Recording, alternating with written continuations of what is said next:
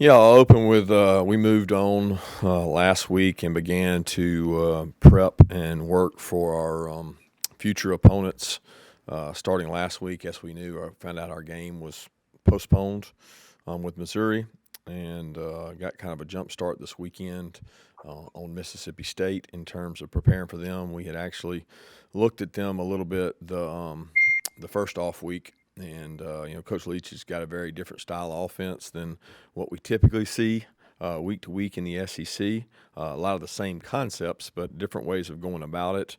And it's kind of a different type defending to defend these guys. So we got a lot of elements to our defense that we have to keep consistent, and then other elements you have to change. And then defensively, they've got a really aggressive, big front physical style of defense in terms of getting prepared for that. So those are the challenges for us right now, and we're focused on Mississippi State. All right, we'll go to questions. Let's take the first one from Dean Legge, and then we'll go to Seth Emerson. Kirby, there's already been a game canceled today in the league. What will y'all do? Right now, you're going straight forward with State. You just go forward with State until it's canceled, period. And is that how y'all will deal with it from here on out the rest of the year? Yeah, usually you have a good indication when there's a possibility of cancellation in terms of a team's in a threshold. Like last week, we knew that Missouri was on the teetering on the brink, and the test, each test they got back was going to be crucial to whether or not they could make the numbers. So usually know when that could happen, but you have to prepare each practice as if you're playing the game, and we certainly are confident that we're going to be able to play Mississippi State. We feel good about where we are. We feel good about where they are, and that's communicated, so we feel good about playing. Kirby, you've talked about how you can't, in practice, simulate what JT Daniels would deal with in a game as far as getting hit. Is it a point where you just have to test it in a game and just kind of hope for the best? Yeah, you just try to make the best decision you can to give your team an opportunity to win, and that's what we try to do in all our decisions, regardless of quarterback or not. I mean, running backs don't get tackled in practice either. They get hit, but they don't get tackled. So, I mean, you have to put the best guys out there that give you the best opportunity to win, and that's what we've always done. Let's go to Anthony Dasher and then Mike Griffith. Hey, Coach. Staying with the quarterback theme, how is Stetson's shoulder, coming along? Kind of what stood out about the competition, I guess you're going to call it that, this past week? And can you reveal yet who's going to be your starter for Saturday? Stetson's bouncing back. He's still dinged up a little bit. He's out there at practice each day doing all he could. He's still been limited a little bit, but we haven't done anything since Thursday. So in terms of Friday, Saturday, Sunday, treatment, recovery, getting himself back in a position that he can play and compete at a high level. And that's the hopes for this week, is him to do the same. I don't know exactly where he is until after practice today. Well, what about the competition last week? And he's going to be your starter on Saturday yet? No, the competition is going to continue throughout practice like it did last week.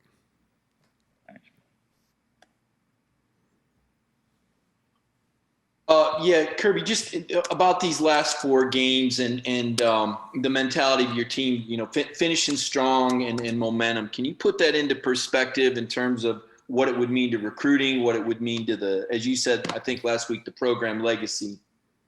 Yeah, I think every kid has individual motivations, and you should have those. But ultimately, you got to put the team above yourself, and the ultimate goal for the team is to finish strong. We only control how we play. We don't control other teams. We somewhat don't control, what games we get to play and don't get to play. All we control is how we practice today, what we're working on, our development, each player's development, regardless of whether they're coming back next year or they're going to be a senior and maybe gone. They're working on development. They're working on an opportunity to get better. And so many of these kids don't realize that they don't get that opportunity at the next level. They don't coach you to get better. They don't get reps. They essentially just go out and play games because they don't have the ability to develop players in practice and get guys better. They're not allowed reps to do that. So we are. And our guys get a chance to grow and get better, and that's the goal. And the motivating factor for our team is to win the game against Mississippi State. Let's go to Chip Towers and then Mark Weiser. Yeah, Coach, I love the way you alluded to this in the opening. You said it's a different type of defending to defend these guys. Talking about Mike Leach and his air raid. Can you explain in layman's terms, kind of what's different about defending these guys than a lot of the other spread and high tempo stuff you guys see almost every week now? Well, I think they're changing too. They're recreating their identity throughout the SEC as he goes along. He's changed some throughout the year. Obviously, they've had different quarterbacks, but it's similar to an option team in that you have to defend it patiently. You have to defend it in ability to deny the ball. You got to be able to play man to man. They look for man to man. There's a lot of things within their system that are different than traditional offenses in our conference. So they brought some outside elements that haven't been in the SEC. And the SEC has, some of the teams have completely changed what they do. I think it's really hard to change what you do within a week to get ready for a team like this. Very similar to when we played Georgia Tech. You had to change your whole defense. I don't know how comfortable you can be changing your entire defense in 1 week's time. But they certainly have seen some different looks from teams in our conference. Kirby, obviously there was a coaching change in the SEC East with a future opponent in South Carolina. You're close with both Will and Mike. From a professional standpoint and a personal standpoint, what do you make of what's going on there? It's part of our business. They both know that and understand that. I respect both of them as coaches and as friends, and they know as well as I do when you get in this profession, that's a possibility that happens. I mean, it's not for me to decide. I'm worried about Mississippi State. Hey, let's go to Jake Rowe, and then we'll go to Austin with the red and black. Kirby, when you've got a situation like this, and your situation right now doesn't fit it to a T because you're not mathematically eliminated from playing for an SEC championship game, but is there a balance that comes between kind of playing for the future and getting guys ready, but also kind of saying, listen, doesn't matter how we win, you got to find a way to win and honor these guys that have been around the program and for culture purposes?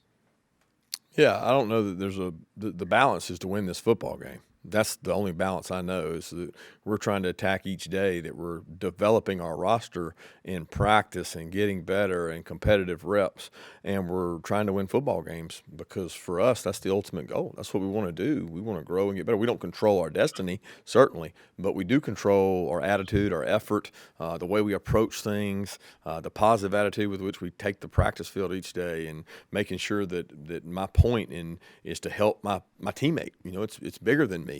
And that's the focus. Within that, all those things you said are true. Yeah, we're worried about the future of our players and the guys that are growing, but they're going to do that every day in practice with the reps we take, how they approach them. It's not to do just with games. Games, we want to play the guys that give us the best opportunity to win the game. Hey, Kirby. Obviously you wanted to compete last weekend against Missouri, and with that game getting postponed, but what positives are there from having that additional time off, especially given, the state of the team right now with some injuries? I mean, what can you kind of look at and say that it might be, I guess, what are some good things that come from that, I guess? I don't know. There's a lot of good things that come from it. I think you get better by playing. Unfortunately, we couldn't do that, so that's beyond our control. I don't know that we're getting players back because the players that we lost are more long-term injuries. They're not 3 to 4 week getting guys back. So I can't think of maybe some dinged up guys we're getting back in the next couple of days that might be able to help us from a second team or depth standpoint, but not a primary starter. I don't think there's anybody, that you're going to say is that we're getting back. So I don't know that the time benefited us in those regards. You might say that, getting an extra day on Mississippi State might help a little bit in terms of prep because, we would have been playing for Missouri up until Saturday, night or Saturday afternoon when we got back. And now we were able to spend a little time on them Thursday and Friday to get a jump start on a very different offense. All right, let's go to Macon Telegraph, either Brandon or Jed, and then we'll go to Vance. Hey, Kirby. So I want to ask you about Monty, like in the job that he has done over these last few years. Like in his senior year, he kind of speaks about everybody around him, kind of what he means to be at Georgia. What do you feel like he means to the program as a leader of these last few years? Yeah, Monty is going to always hold a special place to me because the recruiting process was so different for him. He committed to LSU, and then, he always wanted to be here, and he felt like he had made a mistake, and he was strong enough to say, I messed up. I really want to be at Georgia, and we knew that, and he changed his mind and came here, and certainly respect the way he plays, leads. He's a rarity in college football because he's not afraid to confront and demand. So many leaders have a hard time, player leaders, commanding the respect of their teammates and being able to call them out if they're not doing it. And Monty's not one of those guys that shied away from that. He had some great role models in Roquan and other guys that played that position, but he's held people to a standard, and I respect him because he works really hard, and he's always attentive in meetings, and he's just a really quality person and leader. Hey, Kirby, you said you feel good about Mississippi State's being able to play this week. Does that mean the numbers that they were shy of last week have improved? And then beyond that, what is the bowl picture looking like? Have y'all gotten any indication since the end of the season is, so up in the air? Yeah, the bowl thing I can't answer to. Again, all that's going to be controlled by something outside of me. I mean, the worst thing I could do is worry about a bowl game right now. We've got to worry about Mississippi State. We just feel better about them because of the communication we've had with them, and some of the guys are getting back from injury. Okay, let's go to Jeff Schultz and then to Zach Klein. Hi, Kirby. I know you played two extraordinary offenses in Alabama and Florida, but did anything happen in those two games that caused you to reassess what you have, either personnel-wise or schematically, defensively moving forward? No, definitely not. I don't. Personnel-wise, we've got good football players defensively. Some guys that'll play for some years to follow, and feel good about the personnel we had. Now, Florida, I would argue we didn't have the same personnel we had against Alabama in terms of some starters and some key guys out. But schematically, no. I mean, if we execute the scheme, no, I don't feel concerned about the scheme. I think that you're always looking for wrinkles and you're always trying to do things better. But when I look back at both games, the plays we gave up, I've brought light up to it many times. Some of them are just arrows. We just had bad eye control, didn't look at the right things. And ultimately, you're going to get beat when you play man-to-man. I see it every Saturday. Somebody gets beat man-to-man. But when you give them touchdowns, those are the ones that you can't have. You can't have those. So it's more a matter of executing what we have, not changing what we have.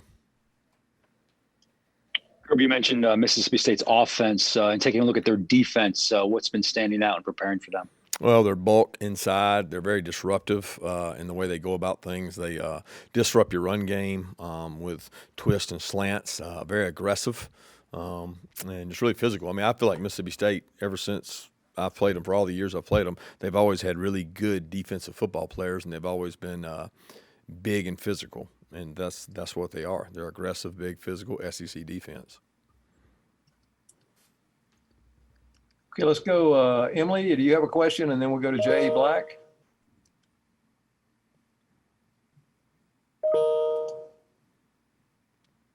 Okay, Jay. Coach, I just want to clear up. What was your on-field work after the game was canceled Thursday, Friday, Saturday? Were you guys on the field at all? We practiced Thursday. So I remember the game was canceled on Wednesday. So we practiced on Wednesday, the day that it was canceled, and we used it more like an off week. And Wednesday and Thursday we practiced and worked, but that was it. Friday we had some other things going on, meetings and things like that. Thank you. Okay, let's go to Connor Riley, and then we'll go to Roddy Nabalsi.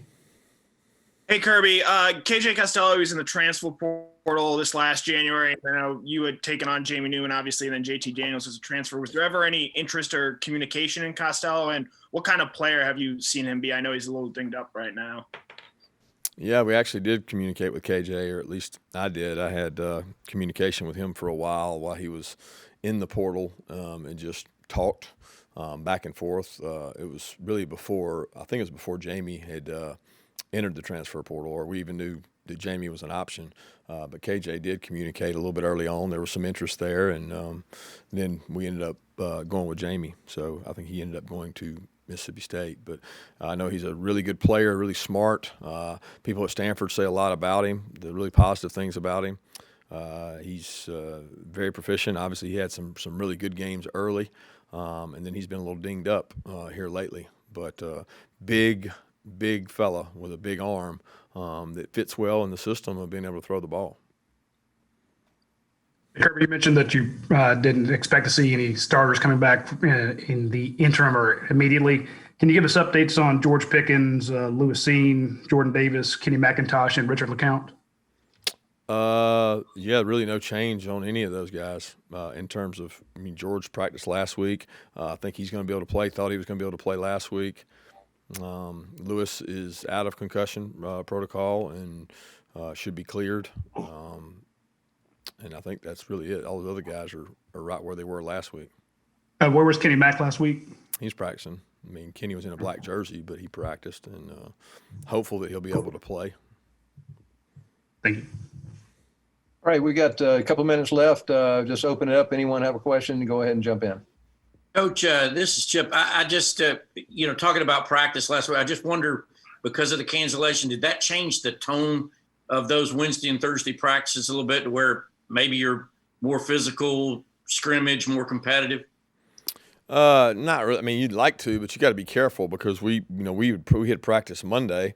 We had practice Tuesday, which is our physical day, and then Wednesday was another day. And you got to be careful in season of how many days in a row. In a normal off week, we would have given a Monday off, so they would have been Tuesday, Wednesday, Thursday in a normal off week. We had Monday practice and got after it. Tuesday practice, got after it. We find out Wednesday that we're not going to have a game, so we had a shorter practice, but it was more good on good, more competitive. And then Thursday, the same thing. You can't go every day slobber knocker, not at this point in the season, and not with the depth that we have and the injuries we have. So I thought they were good practices. I thought they were competitive. That was the whole point, to change things up, to do a different order, to try to give them a little fresh start of how to do things in terms of practice. But it was not we didn't go live scrimmage or anything. Hey, Kirby, I wanted to ask, it looks, by my count on the calendar, it looks like y'all could have signing day and a game. Yeah. Is that the same week? Yeah, it's if they have a game on the 19th, it'll be right in the midst of it. So certainly. How's that gonna work? Well, it's gonna be tough, but you control what you can control. It's different this year because you haven't seen these guys in, I don't even know. How long? It seems like a year. We haven't seen a recruit. It hadn't been that long, but it just seems like forever. So, most of them are not in the same space they would be if a coach was coming in their home the week before. Like when you're coming in their home, it creates doubt. This is, virtual recruiting. So most of these kids have decided what they're doing, and it's going to be probably anticlimactic in terms of, it's going to be more of whether they sign or don't sign, not who they're signing with. So I don't, it'll be unique to have a game in that time, but I can be honest with you. I didn't like it. It was worse when we had to prep for a bowl and deal with that. That was hard enough. This is going to be, the kids are kind of know where they're going at this point, or if they're signing even that date. We'll take two more questions. Hey, Coach. DeAndre Baker's charges just got dropped as robbery charges. Have you been able to talk to DeAndre since he's been going through all this and just some life kind of mentorship type stuff? I have not talked to DeAndre much. I've had a couple NFL teams, different teams have reached out, and talked and asked questions and things, but I did just see that news. I'm very thankful for DeAndre for that happening for him, and hope he can get things straightened out. Last question. Hey, Kirby, I'll ask if no one else has something. I guess a Pac-12 team, got rescheduled, or a game got rescheduled within 48 hours. If you all had to pivot on a Monday night to have a different opponent Saturday, what kind of challenge would that be? Well, Monday night to a Saturday, I wouldn't think would be too difficult to get a game in. I think that could be done. I think the issue there would be, is it someone that you're already planning on playing? And, that, as I understand it, that would have to be the case. It would be someone that you're planning on playing. So, I mean, at this point, we've done prep for almost every one of them because of the off weeks and the unexpected nature of things. So certainly within a Monday night, you could get ready for a game on Saturday if it was an opponent that you've known you've had for a while. Thanks, Coach Smart. Thank Thanks, you. everybody.